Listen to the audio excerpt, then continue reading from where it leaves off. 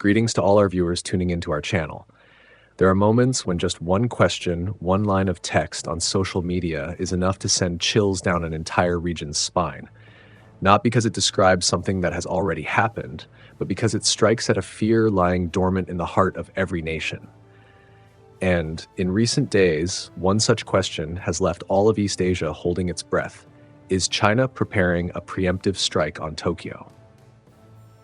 The question spread like lightning. It didn't need evidence, it didn't need a source, it only needed to touch a nerve. And that nerve had grown big enough to turn a mere rumor into a hypothesis that millions were ready to believe could actually happen. What's frightening isn't the possibility of an attack, it's the feeling. Why are we even thinking about this? Why now? And why are even the most cautious experts starting to sit down and ask what's changed? What has shifted to make this once unthinkable scenario suddenly feel like a valid topic of discussion? There's been no announcement from Beijing, no warning from Tokyo, no clear signal from the international intelligence community. And yet, the question has still seeped into public discourse. It's caused a powerful tremor, like a sudden knock in a quiet room that makes everyone turn around, trying to figure out what's behind the wall. The essence of questions like this isn't about whether they're right or wrong, it's about the context that makes them so frightening. And East Asia today is a distorted mirror, where every act of defense is interpreted as a strategic move, and every military maneuver is seen as a signal of looming conflict. East Asia is not short on historical wounds that haven't healed, not short on overlapping territorial claims, not short on misunderstandings that have lasted for decades, but never before has the region faced an environment where a single unverified headline can shake financial markets, raise military alert levels, and instantly flip media coverage into emergency mode. Because in an era where economies are weakening, superpowers distrust one another, and social media amplifies fear 100 times faster than truth can catch up. The perception of danger can sometimes matter more than the danger itself. So what's really going on? What has made the region so fragile that a single unconfirmed question could trigger a domino effect like this? To understand it, we need to look at a silent yet brutal law, one that's shaping the entire landscape of East Asia, a law that convinces each side they are innocent while making the other feel constantly under threat. That is the security spiral, where every defensive move is misread as preparation for attack. And right at the very start of this spiral, you'll see why a question that sounds absurd can still shake an entire region to its core. Ladies and gentlemen, to understand why a question like, is China preparing a preemptive strike on Tokyo, carries so much weight, we need to take a closer look at a reality unfolding every hour of every day. East Asia is caught in a dangerous security spiral, where every defensive move risks being interpreted by the other side as a potential act of aggression. And the most ironic part? No one wants escalation, yet everyone is acting as if the worst is just around the corner. In this spiral, every action carries two layers of meaning, one intended for the actor themselves, and another that the other side interprets based on what they believe to be true. Japan says it's ramping up long-range missiles in response to growing threats, but China sees a clear signal that Tokyo is preparing for a potential preemptive strike on Chinese territory. Beijing sends more Coast Guard ships around the Senkaku Islands claiming sovereignty protection, but Tokyo views it as a precursor to a coercive takeover of the waters.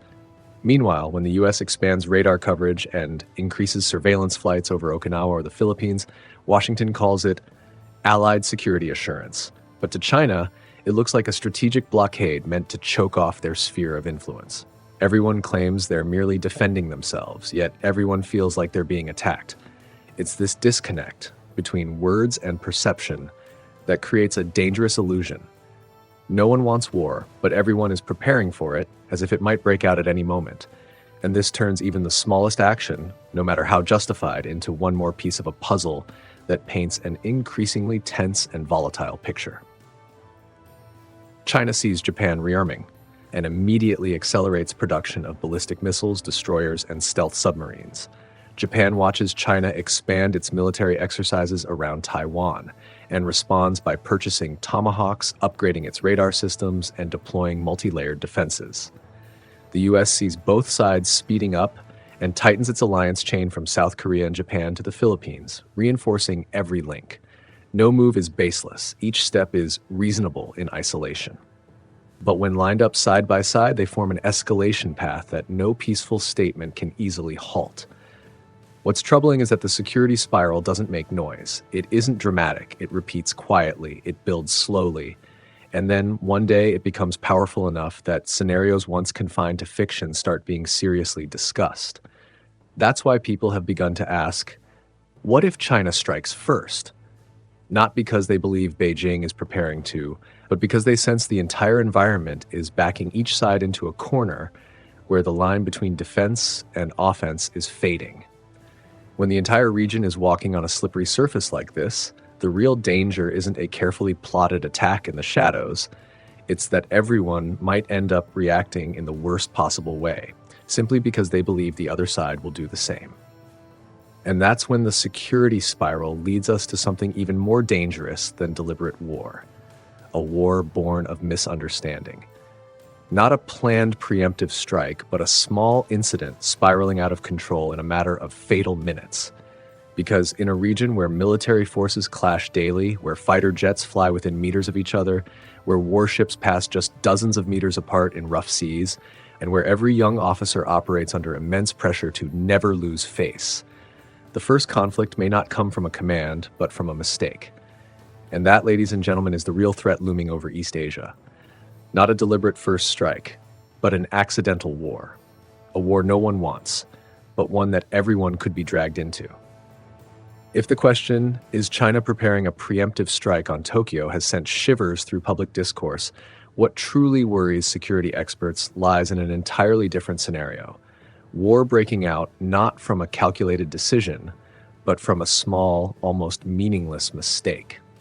Because in a region like East Asia, now one of the most militarily active areas in the world, a single moment of lost control could set the entire region on fire. History shows us that most major wars didn't begin with perfect plans.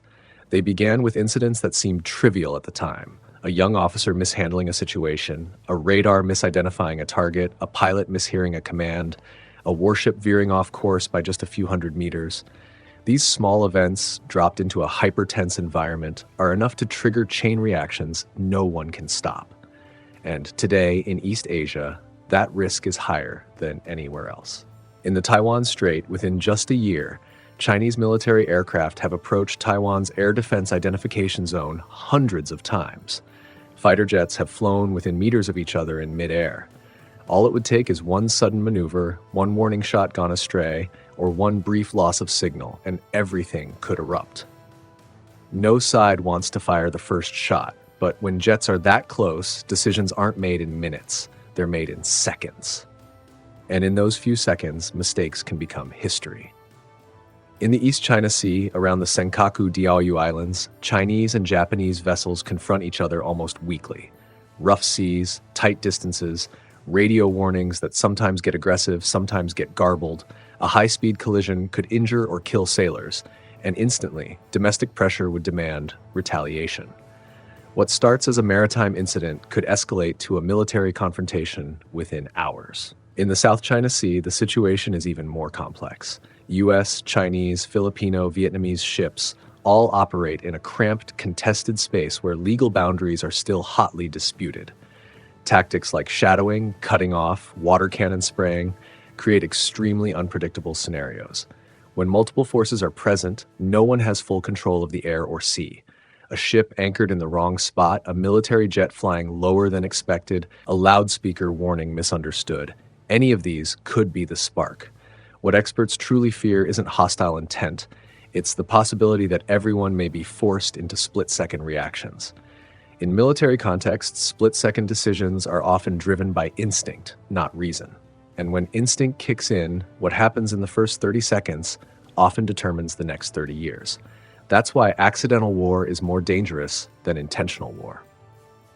Intentional war requires preparation, calculation, and usually comes with warning signs. Accidental war strikes fast, unexpectedly, and often stems from overlooked details. Sometimes, by the time leaders are still denying any intent to start a war, they've already stepped into a chain reaction they can't escape. The paradox is that the same high-pressure environment created by the security spiral makes it nearly impossible for any country to show weakness or back down. Once mutual suspicion reaches its peak, any gesture of restraint is interpreted not as wisdom, but as vulnerability or lack of resolve. And in that context, every nation feels compelled to appear tougher, readier, more aggressive, not just to deter the other side, but to reassure their own domestic audience. And this, ladies and gentlemen, is where the risk of unintended collision meets another, deeper threat: domestic politics and economic pressure within each country. Because when economies falter, when public trust erodes, when governments need to reinforce their legitimacy, a tough stance on the international stage becomes an appealing option. In modern geopolitics, no tension arises purely from military concerns. Behind every warship, every missile, every military drill lie economic anxieties, political uncertainties, and domestic pressures that leaders are forced to confront. When economic growth stalls and public trust begins to erode, a tough foreign policy stance becomes a familiar and effective remedy. It helps governments bolster their authority, reassures the public, and eases the pressure of domestic failures.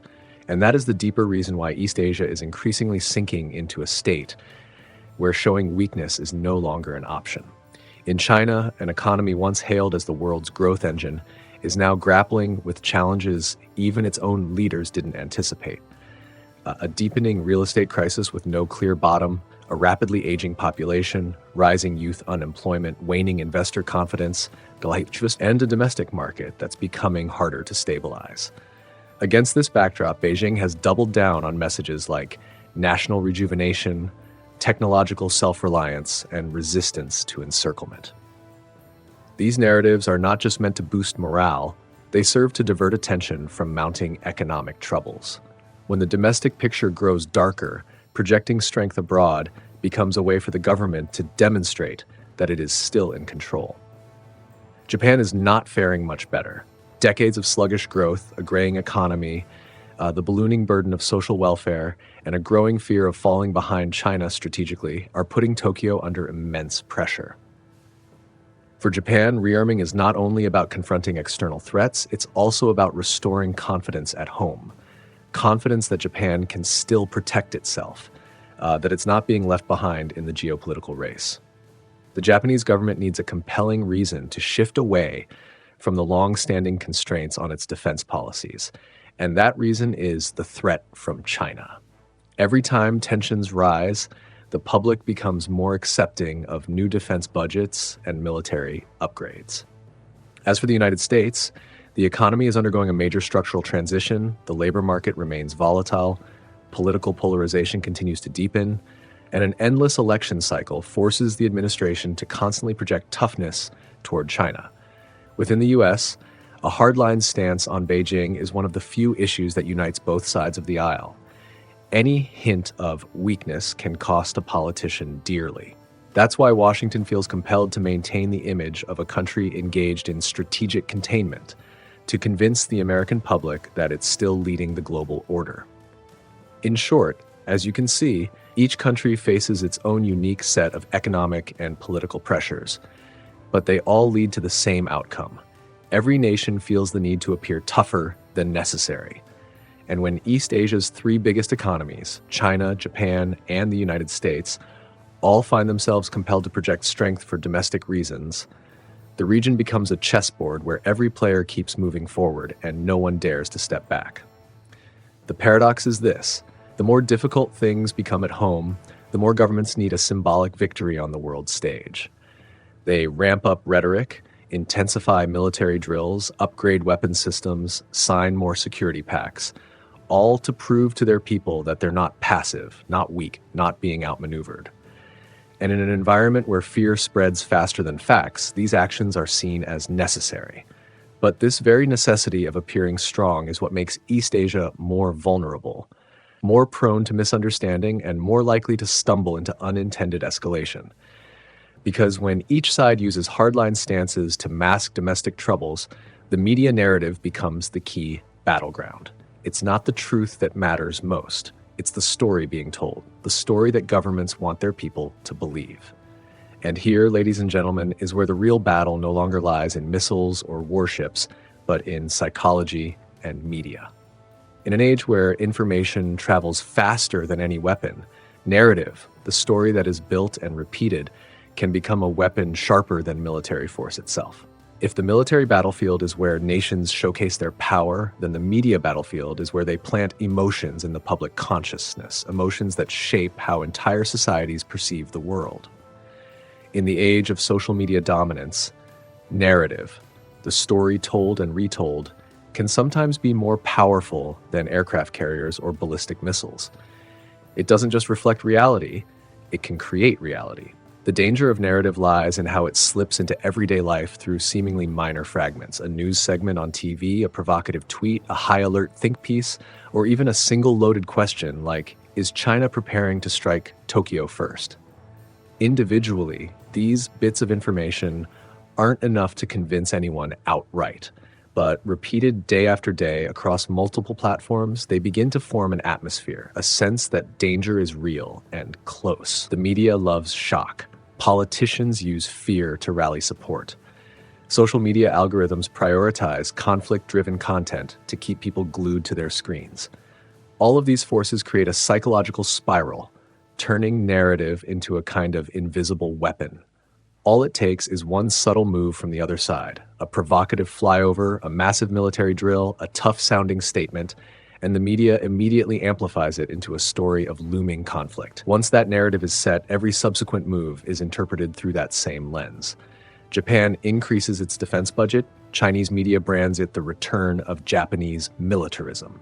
China sends ships to the Senkakus. Japanese media calls it a preparation to seize territory. The US deploys surveillance aircraft to Okinawa. Chinese outlets frame it as strategic encirclement. The narrative repeats. Then it spreads. Then it becomes a shared perception. Shared perception becomes political pressure. Political pressure becomes actual policy. Governments understand one harsh truth. If they don't respond strongly enough, they'll be seen as weak. If they don't react, they'll be accused of failing to protect national sovereignty.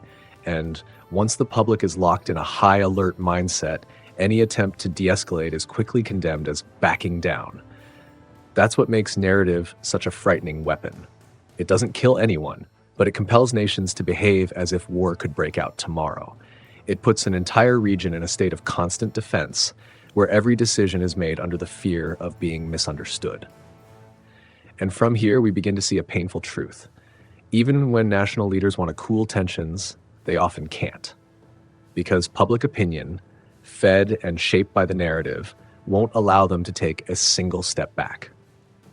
But more dangerous than the narrative itself, ladies and gentlemen, is the structural foundation beneath this entire contest. Because there are forces at play that don't stem from media, don't come from emotion. They arise from the inevitable logic of history. When a rising power emerges, the existing power must respond. And when the existing power responds, the surrounding nations are forced to pick a side. These are pressures that cannot be reversed. They cannot be avoided. And they cannot be stopped by diplomatic statements alone. To understand why East Asia cannot escape its state of constant tension, we must look deeper, beneath the surface, into the structural forces now at play. These are forces no leader, no matter how powerful, can simply will away. In geopolitics, there are moments when human decisions are just ripples on the surface. Beneath them, stronger, deeper, and more relentless currents are pulling an entire region toward an unavoidable collision course. These are what we call structural pressures. When a rising power emerges, the reigning power is compelled to respond. This is the most fundamental law of power transitions throughout human history. Athens versus Sparta, Britain versus Germany, the US versus the Soviet Union. And now it is repeating itself between China and the United States. Only this time in a world that is more connected, faster moving, more fragile, and therefore far more dangerous. China's rise over the past 3 decades hasn't been just about economic growth. It's been about expanding its influence across technology, military, and diplomacy. Beijing is now more confident, more assertive, and no longer willing to play second to anyone. But as China expands, the strategic space of others must inevitably shrink. This isn't a choice. It is the natural consequence of power physics. On the other side, the United States cannot sit by and watch its global leadership be challenged. Despite internal divisions or economic slowdowns, America still holds the most powerful alliance network on Earth. And so Washington is compelled to strengthen that chain from Japan, South Korea to the Philippines, reinforce its presence, scale up military exercises, and reshape the regional order to ensure China doesn't rise too quickly. Japan, caught between these two giants, has no option but to rearm. A nation long bound by a pacifist constitution has now become the world's third largest defense spender. This isn't driven by ambition, but by necessity. If Japan doesn't grow stronger, it risks becoming the weakest link in the US-China rivalry spiral. And as these three powers all move forward, the rest of the region is forced to follow. No one wants to be left behind. No one wants to be the weak point that disappoints allies. No one wants to become an easy target for coercion.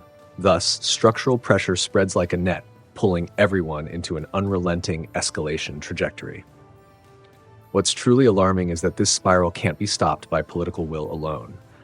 Even if Xi Jinping wants to ease tensions, China still has to grow stronger to safeguard its interests. Even if Prime Minister Kishida seeks dialogue, Japan still needs to rearm or risk isolation. Even if President Biden wants stability, the US must keep leading or risk the global order slipping into the hands of a rising rival. Structural pressure also manifests in another way. Every move by one side triggers a proportional countermove by the other. China deploys DF-series missiles. The US boosts missile defenses in Guam and Okinawa.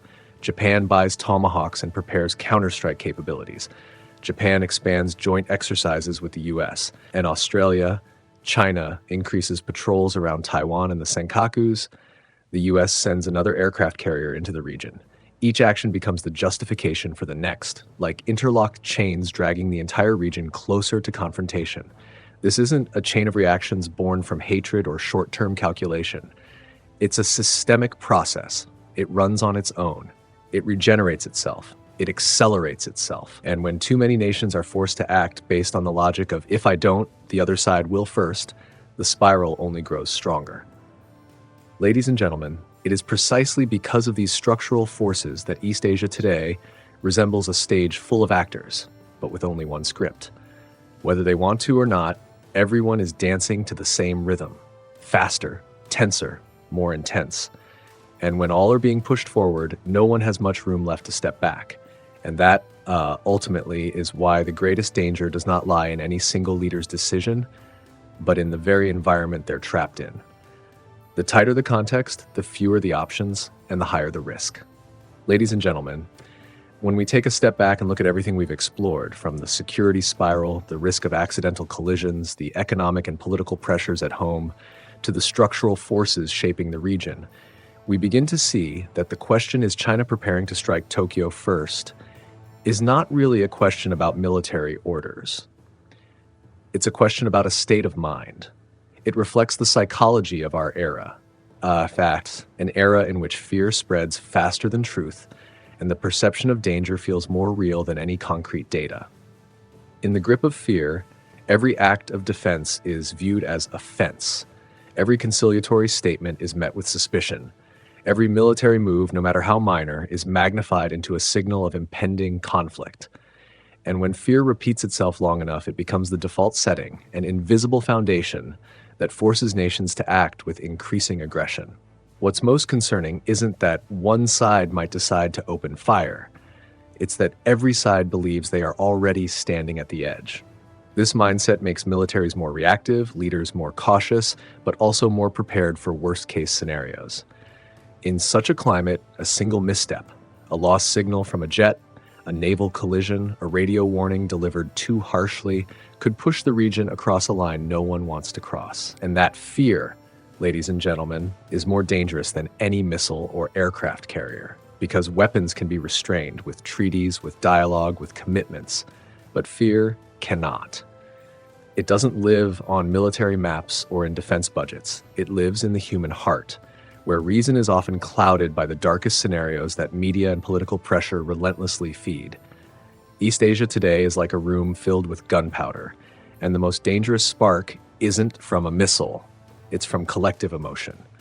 When fear becomes the foundation of policy, when public opinion demands governments to be tougher, then the path to war may be paved not by intent to strike, but by a collapse of trust. If East Asia hopes to avoid tragedy, nations must learn to act without being ruled by fear. They must find a balance between defense and dialogue, between vigilance and cooperation. Most importantly, they must realize that in a world as deeply interconnected as ours, war is no longer just a failure of diplomacy. It is a failure of collective wisdom. Ladies and gentlemen, the essence of peace lies in our ability to see through fear, to keep it from clouding judgment, to keep it from writing a story that leads us into irreversible mistakes. And it is communities like this, the media, and people like you, those who care about the world, who keep this dialogue grounded, rational, and alive. If you have thoughts, insights, or your own reflections on East Asia and the risks of miscalculation, we invite you to share them in the comments below. And if you found this content valuable, please consider subscribing to our channel to join us on future journeys as we continue decoding this fast-changing world. Thank you very much for watching.